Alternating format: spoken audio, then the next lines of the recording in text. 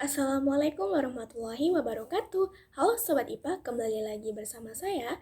Saya Heni Dwi Pratiwi, NIM 19231026 dari Program Studi Pendidikan Ilmu Pengetahuan Alam Universitas Negeri Padang. Nah, pada kesempatan kali ini saya akan menjelaskan proposal usaha pembibitan kelapa sawit yang merupakan tugas series mata kuliah Science Entrepreneurship dengan dosen pembimbing Ibu Firda Azahra SPD MSI. Langsung saja kita masuk pada bagian pertama, yaitu ada kata pengantar.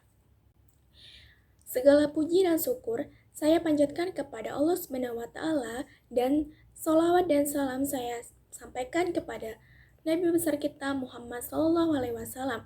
Dari sekian banyak nikmat yang membawa kita dari kegelapan ke dimensi terang, memberi hikmah dan yang paling bermanfaat bagi seluruh umat manusia. Sehingga oleh karenanya saya dapat menyelesaikan proposal ini dengan tepat waktu. Meskipun pada dasarnya proposal ini banyak kekurangannya. Oleh karena itu, saya sangat mengharapkan kritik dan sarannya dari para pembaca. Nah, pada proposal kali ini ada pembahasannya ada 3 bab. Bab pertama yaitu ada pendahuluan, bab kedua isi, dan bab 3 yaitu penutup. Nah, bab pertama adalah latar belakang dan tujuan. Yang kedua, bab kedua itu isi yang terdapat landasan teori, alat dan bahan, serta cara kerja. Dan yang ketiga itu ada bab penutup.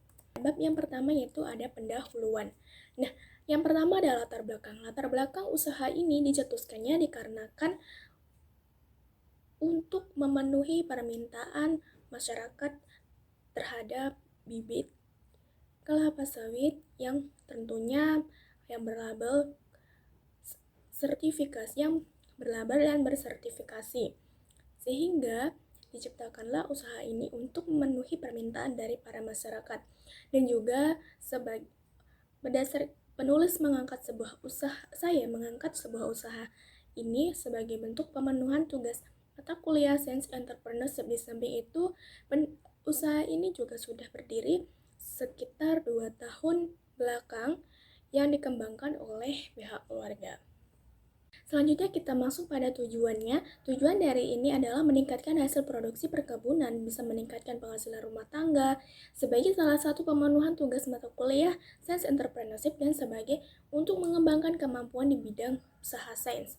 Nah, yang kedua itu ada bab 2 yaitu isi. Landasan teorinya yaitu ada kelapa sawit, di mana kelapa sawit ini merupakan jenis tanaman dari famili Asaceae yang menghasilkan minyak nabati yang dapat dimanfaatkan banyak sekali pemanfaatannya, diantaranya untuk minyak goreng, untuk bahan bakar, minyak dan sebagainya. Dan dalam perekonomian Indonesia, komoditas kelapa sawit ini memiliki peranan yang sangat besar dan sangat strategis. Oleh karena itu, banyak sekali orang-orang yang berminat untuk membeli bibit sawit ini. Nah, alat dan bahan yang digunakan yaitu yang pertama ada tangki semprot yang digunakan untuk penyemprotan, sekop digunakan untuk memasukkan tanah ke dalam polybag, selang untuk melakukan proses penyiraman, dan bahannya itu ada tanah sebagai media tanamnya, kemudian tentunya ada kecambah, polybag, ada pupuk NPK Mutiara dan SS, kemudian ada obat daun yaitu Bayvolan.